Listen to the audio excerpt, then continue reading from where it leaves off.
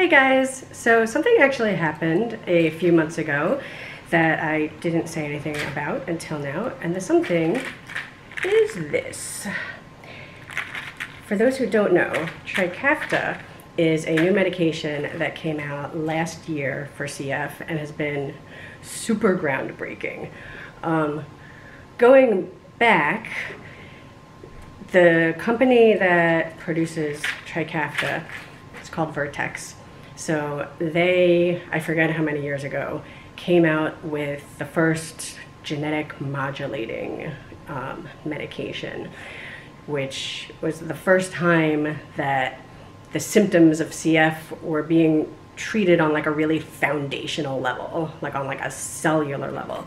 It's not a gene, I don't know, maybe it's considered a gene therapy, but it doesn't change the gene permanently, but it fixes or at least significantly improves the problem that the gene causes. So that was the first time that really the core cause of CF was being treated instead of just the symptoms around CF. The problem is that because it is a targeted drug at a gene, that it only worked, the first one that they came out only worked with like a very limited pool of genetic combinations. CF is a recessive genetic disorder, so you have to have 2 copies of the gene in order to have CF. So the first drug that came out targeted very specific genotypes. I did not fall into any of them. They then came out with another modulator several years later, and again, I didn't fall into any of the genotypes. So that whole process has been very frustrating for me because of course it would like hit the news and I would have friends sending me articles being like, oh my gosh, did you hear about this? It had amazing results, blah, blah, blah. And I would just kind of grit my teeth and be like, I know it does have amazing results. It would be lovely if I could take it, but I can't. So the problem that I kept putting into is I have one really common gene, it's called delta 508, and my second gene is pretty rare. So the chances of it being involved in any of these studies is basically non-existent. So I kept getting closed out. But I knew for years that they were working on a modulator that would help people even if they only had one delta 508 gene. So I've been, kind of keeping an eye on that, talking to my doctors about it, watching for it to come out. Unfortunately for me, it came out a few months after my transplant. It was actually incredibly frustrating during the months before transplant because I knew the medication was coming out the following year. My lungs started tanking in November of 2018, and I knew at that point that we were on the verge of a medication that I could finally take. But I also knew that if I lost lung function permanently or had like permanent damage to my lungs, doesn't matter what medication I take. Trikafta and all these other meds, they can't undo or repair permanent damage, but they can prevent further damage and they can definitely show improvement over damage that was not permanent. So November 2018, I started losing my mind because I was dropping lung function like nobody's business, and I knew that even if I got the medication, that I wasn't going to get that lung function back. Joke's on me because I just got entirely new lungs because my lung function tanked so badly that I couldn't survive anymore. So I got completely closed out of the big Trikafta excitement, which was extremely upsetting and extremely frustrating, especially because it happened so fast and so unexpectedly, and I had been waiting so long for this medication. But I've mostly made peace with that. That was not the path that my life was supposed to take for whatever reason. The truth is my lungs are functioning way higher than any of the benefits I ever would have gotten from Trikafta, even though Trikafta has shown incredible earth-shattering improvements for a lot of people, way bigger improvements than the previous generations of drugs. But even so, I don't think I would have achieved 92% lung function from where I was at before I got really sick, which was in like the 60s. So I'm breathing better than I would have without the Trikafta, but it would have been nice to be able to take that instead of getting a transplant, because transplant is a big dangerous deal. So that all happened. So why do I have this little box in my hands now? Because the primary testing for Trikafta has been on the lungs, because that's really the most deadly symptom most of the time. But it is affecting all the genes in the body. So there's some evidence, they're still like studying and figuring stuff out, but there's definitely evidence that it can help other areas of the body that are impacted by cystic fibrosis. And in my case, in particular, what we were looking at is my sinuses. My sinuses, you know, are CF sinuses. They're full of mucus, they're full of infections. The big problem there is twofold.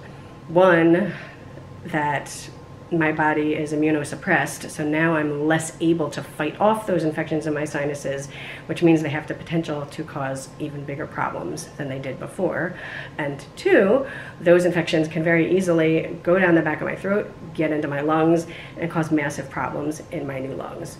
So back in August, we decided to try me on Trikafta, see how it goes, see if maybe it would improve my sinuses enough to reduce the risk to my lungs. Why didn't we do this immediately as soon as the drug came out? Because Trikafta does interact with my anti-rejection medication. So it wasn't something we were just gonna like jump onto unless we really thought that it was necessary and that it might be helpful. So it is possible to take it with the rejection medication. It's just that you have to very carefully balance the dosage of the rejection medicine, because I think that the Trikafta makes the medicine stay in your system for longer. So if I continued taking the same dose that I was taking before, I would possibly end up getting basically poisoned by my rejection medicine because I would have too much of it in my body. So I had to keep going for blood work and checking my levels and making adjustments and just making sure everything was going to be okay. So it's possible to do, but it's a little tricky. You have to like keep a close eye on things. The other thing is that Trikafta puts a heavy strain, I think, on both your liver and your kidneys, which a lot of my post-transplant medications also put a lot of strain on my liver and my kidneys. So you have to also keep a close eye on that and make sure that we're not, you know, ending up causing damage to those organs by having all these medications piled on top of them. But my team has done this before with other CF patients post-transplant, so they were very comfortable doing it with me. So we decided to give it a shot. The post-transplant Trikafta experience is different than the regular CFer pre-transplant experience. Most CFers, when they start Trikafta, feel a very quick response and reaction. A lot of people have talked about the purge, where their lungs just kind of purge mass quantities of mucus within the first couple days of taking it. And a lot of them then get huge gains in lung function very quickly. So it has a very noticeable effect for a lot of CFers when they start taking it. Post-transplant, you don't have any of that, because Trikafta does nothing for my lungs, because my lungs don't have the CF gene. So I don't have a purge or massive gains in lung function or any of those, obvious symptoms or obvious responses that people have when they take Trikafta. So for me, it was going to be more subtle. It was hard to tell if it was really making any difference whatsoever, because I had just done sinus surgery. So we had just cleared out my sinuses and gotten them to like their best possible. So the Trikafta wasn't going to improve my sinuses any further, but maybe it was going to help me maintain what I already had. But that's a very hard thing to quantify and to see if it's helping. But as long as it wasn't causing any problems, I kind of felt like, why not take it? The only thing is, it was maybe causing me some problems, because about a month later, I realized that since shortly after starting Trikafta, I had been really depressed.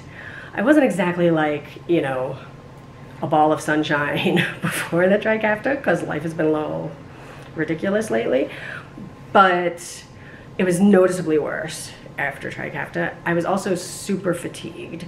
Reached out to my team, and it is possible for those to be side effects of Trikafta, but it's also possible that they were just side effects of 2020 and of all the things that were going on in my life. So it's really hard to kind of figure out what was going on exactly. The other thing that I noticed, which my team hasn't said anything about this being connected, but I did notice that in my blood work, my kidney numbers started being off. And we were keeping an eye on it and a little concerned about it. So, but that hadn't been an issue prior to the Trikafta. So I don't know if that was also possibly messing things up a little bit. We ended up having my dose and seeing if that made a difference. It did seem to help with my mood a little bit, but I was still really fatigued. And finally last week, I was just like, look, I don't know if this is helping. It might be hurting. Can we just stop it for now and then maybe try it again at some point when life in general is more stable, and then it'll be more clear if this is what's causing my problems or if it's just the problems are just existing. And my team was totally fine with that because, again, we're not sure how much it was helping or if it was helping. So basically I did, I guess, about 2 months of Trikafta, and right now Trikafta is on hold until life gets a little calmer, I guess. But I thought that might be kind of interesting to you guys because the whole post-transplant plus Trikafta thing is, I'm not sure how common it is. They're definitely still figuring it out. I know I have, a friend in another country whose doctors won't even touch Trikafta because she's post-transplant. So, whereas my team, had no problem with it. And they're still figuring out, does it help? Does it not help? Is it worth it? Is it not worth it? So it's still a work in progress. And I guess it's just kind of interesting being kind of on the front lines of science as stuff is being figured out. I mean, we've seen this with the COVID epidemic. We're so used to things being known and established that it's very strange for us to suddenly have things that are being figured out as we're watching, and to just kind of watch that whole process unfold. So that's my Trikafta story. It's not much of a Trikafta story, I know. I was literally on it for 2 months. But I thought it might be interesting for, especially for some people who are post-transplant, or also for people to realize that Trikafta can have mood impacts. There's a lot of talk about the physical symptoms that it can cause, but it can also cause mood symptoms. So if you're taking Trikafta and you're finding, sudden shifts in your mood, definitely talk to your team about that, because that is a known potential side effect that they might be able to, come up with some sort of solutions for. So that's the story around here. See you next time.